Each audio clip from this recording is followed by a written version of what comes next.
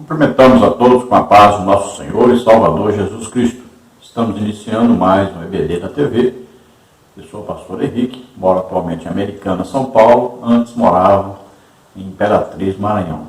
Se você deseja nos convidar para estarmos aí, entre em contato conosco. Meu telefone ainda é o mesmo, DDD 99 do Maranhão. E o telefone 991520454. O telefone da minha esposa, irmã Édia, DDD de Americana, 19, e o telefone 984482187. Lembrando que o Espírito Santo me concedeu dons de curar, e nós oramos, e são muitas pessoas curadas sempre que nós ministramos. Se você deseja nos ajudar, já estou há mais de 6 anos desempregado, ainda não sou aposentado, então entre em contato conosco ou envie qualquer quantia para uma dessas contas. Aí você vê a Caixa Econômica, o Bradesco e Banco do Brasil. Banco do Brasil, o nome da minha esposa é Edna Maria Cruz Silva. O meu Pix, você vê aí, meu CPF 331-957-816-20, que é do Banco Bradesco, lá de Imperatriz. Quero te pedir que dê um like aí, se inscreva no nosso canal, para que você receba os vídeos. Passe o link desses vídeos para outras pessoas aí, para poder divulgar o nosso trabalho. Todos os slides que nós usamos aqui nesses vídeos, também os estudos escritos sobre a lição, você encontra aí no nosso blog, que você vê o endereço. E também no slide X você encontra esses slides. E se você estiver em um dos nossos grupos, nós durante a semana passamos vários comentários extras sobre a lição. E também nós passamos o PowerPoint desses slides para cada um lá nos grupos do WhatsApp ou do Telegram. Também passamos o PDF e também em Word para todos que estão nos nossos grupos. Se você deseja entrar em um desses grupos do WhatsApp ou do Telegram, entre em contato conosco. Aí o meu telefone 991520454. Nós estamos estudando neste trimestre nas revistas da CPAD com o tema Os ataques contra a Igreja de Cristo, as sutilezas de Satanás nesses dias que antecedem a volta de Jesus Cristo. O comentarista da CPAD deste trimestre é o pastor José Gonçalves, que é pastor da Assembleia de Deus em Água Branca, Piauí. Hoje estaremos estudando a lição número 4, que tem como título A Sutileza da Normalização do Divórcio. Então, é uma das muitas sutilezas de Satanás para atrapalhar, impedir, a Igreja de Cristo prosseguir, é que todos aceitem normalmente o divórcio como algo normal, natural. E isso vem cada dia mais ocorrendo na Igreja. Se nós olharmos para 50 anos atrás, era absurdo um divórcio na Igreja, praticamente nem existia. E hoje isso se alastrou. Por quê? Porque as igrejas passaram a aprovar o divórcio como se fosse uma coisa normal. Até convenção, em 2011, parece que na Bahia foi feita uma convenção da CGADB e lá se decidiu muito favorável aos divórcios, principalmente de pastores. E como o pastor é o exemplo do rebanho, então o povo começou a seguir seus líderes. Isso se alastrou mesmo na igreja hoje, é uma coisa terrível. As pessoas não se esforçam, não lutam por manter seus casamentos. Não, parece que não precisa sofrer no casamento, não precisa passar dificuldade, não precisa ter momentos ruins, não precisa ter crises. Parece que casamento é um paraíso, mas não é verdade. Então tem que haver esforço maior. E Jesus diz bem claro, o que Deus uniu, não o separe o homem. Quem fizer isso está pecando. E Jesus diz bem claro, se você não perdoa quem te ofendeu, Deus também não te perdoa. Então temos que pensar bem, olhar, analisar bem direitinho, O único lugar na lei que permite o divórcio está lá em Deuteronômio, está em Deuteronômio 24, né? E ali fala do primeiro dia de casado, se o homem descobrisse uma coisa feia. Olha só, primeiro dia de casado, não está falando depois de casado. Primeiro dia. Aí ele descobrisse, às vezes, um problema físico na esposa, que as mulheres andavam com vestidos longos, né? Eram muito recatadas, as mulheres não mostravam o corpo para ninguém. Então, pode ser que ele se descobrisse um problema físico grave e esse homem não quisesse casar com essa mulher, não quisesse permanecer casado. Ele só descobria isso no primeiro dia, não existia namoro como hoje. Uma mulher jamais ficaria nem assim mostrando os joelhos para o seu marido naquela época. Então o homem só descobriria esse defeito nessa mulher no dia de casado. E também ali fala muito sobre a virgindade. Ele descobriria desse dia, no primeiro dia de casado, ele descobriria que ela não era mais virgem, e então ele poderia dar aí uma carta de divórcio. Primeiro o repúdio, né? Depois uma carta de divórcio, um documento que pudesse deixá-la livre para se casar de novo. Porque se ela não era mais virgem, poderia até exigir que ela fosse apedrejada. Mas se casou com ela porque a amava. Então, para que ela não morresse, ele lhe dava, então, uma carta de divórcio. Né? Primeiro era o repúdio, que ele manda embora, e depois era a carta de divórcio, que era um documento deixando-a livre para se casar com outro. Então veja só que é só nesse caso que existe uma lei dizendo que poderia haver então o divórcio. E é isso aí que Jesus se referiu quando falou no divórcio. A única possibilidade. E Jesus falou sobre porneia aí, mas porneia significando prostituição. Por quê? Esta mulher, antes de se casar, ela prostituiu. Olha, depois de casado, não é mais a relação ilícita, não é mais prostituição, agora é adultério. Então, no dia de casar, e ali ela descobriu, no primeiro relacionamento, descobriu que ela não é mais virgem, quer dizer que ela estava em prostituição antes. Então, a porneia aí significando isso, que ela não era mais virgem. Então, ele se separava dela nesse primeiro dia de casado.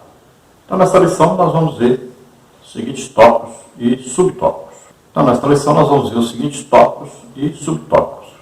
No tópico 1, o divórcio no contexto bíblico.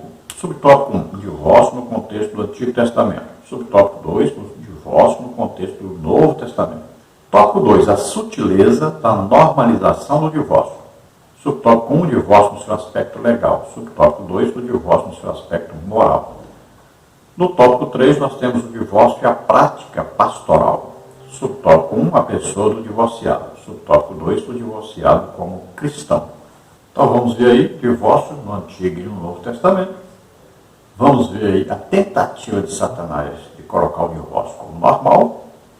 E vamos ver aí o divórcio na igreja. Vamos ver o texto áureo, que está em Mateus 19,6, que diz: assim não são mais dois, mas uma só carne. Portanto, o que Deus ajuntou, não separe o homem. Então veja que no casamento há uma junção, uma união entre o casal, se torna um só perante Deus. E qualquer casamento, tanto faz numa igreja evangélica, como qualquer outro casamento em qualquer outro lugar. Deus é testemunha desse casamento, e o casamento é reconhecido por Deus. Então, se houver qualquer relacionamento físico, sexual, fora desse casamento, é considerado adultério perante Deus. Não importa onde você casou, em que religião você casou. E a ordem de Deus é essa aí. Que Deus uniu, não separe o homem. E só existe uma maneira de separar o casamento. Né? Está escrito na palavra de Deus. Paulo, que se o marido ou a esposa morrerem, então está desfeito esse casamento. É a única maneira que existe na Bíblia de se desfazer o casamento. porque o divórcio não desfaz casamento. Veja bem, ele legaliza uma separação entre os dois. Mas perante Deus, esses dois estão casados e só o casamento acaba após a morte de um dos dois. Verdade prática. O padrão bíblico para o casamento é que ele seja heterossexual, monogâmico e indissolúvel. Então veja, casamento heterossexual quer dizer o quê? Um homem e uma mulher. Isso é o plano de Deus. É assim que Deus instituiu. Adão se casou com Eva. Não foram dois Adãos, nem duas Evas. Não foi também nenhum Adão com Ivo. Né? Então, veja bem, um homem e uma mulher. É monogâmico, que é exatamente isso, um homem e uma mulher. Não são dois homens e uma mulher, nem duas mulheres e um homem. É sempre um unido ao outro, o macho e a fêmea. Duas pessoas, o homem e a mulher. E indissolúvel quer dizer que não tem como separar esses dois após o casamento. O casamento é indissolúvel. Lembrando de novo, o divórcio não acaba o casamento. Legalmente estarão separados, mas perante Deus eles estão casados. Lembre-se sempre disso, isso vai evitar problema. Vamos à leitura bíblica em classe, que está em Mateus 19, de 1 a 9. E aconteceu o quê? Concluindo Jesus esses discursos, saiu da Galiléia e dirigiu-se aos confins da Judéia, além do Jordão. E seguiram-no muitas gentes e curou-as ali. Então chegaram ao pé dele os fariseus, tentando-o e dizendo-lhe: é lícito ao homem repudiar sua mulher por qualquer motivo? Ele, porém, respondendo, disse-lhes: não tendes lido que, no princípio, o Criador os fez macho e fêmea? E disse: portanto, deixará o homem pai e mãe e se unirá à sua mulher e serão dois numa só carne. Assim, não são mais dois, mas uma só carne. Portanto, o que Deus ajuntou, não separe o homem. Disseram-lhe eles: então por que mandou Moisés dar-lhe carta de divórcio e repudiá-la? Disse-lhes ele: Moisés, por causa da dureza do vosso coração, vos permitiu repudiar a vossa mulher, mas ao princípio não foi assim. Eu vos digo, porém, que qualquer que repudiar sua mulher, não sendo por causa de prostituição e casar com outra, comete adultério. E o que casar com a repudiada, também comete adultério. Então, para bom entendedor, para quem quer entender, é bem simples entender, né, o que Jesus está dizendo. Então, Jesus disse que só tem a possibilidade do divórcio se no primeiro dia de casado se descobrisse, então, que a mulher não era mais virgem, né? Então o homem se separava dessa mulher. Então, coisa feia pode significar isso, mas pode significar também, por exemplo, um defeito físico que a mulher tinha e no primeiro dia esse homem viu e resolveu não querer mais essa mulher. Então, veja só que a possibilidade é esse primeiro dia. Então, Jesus está falando sobre isso.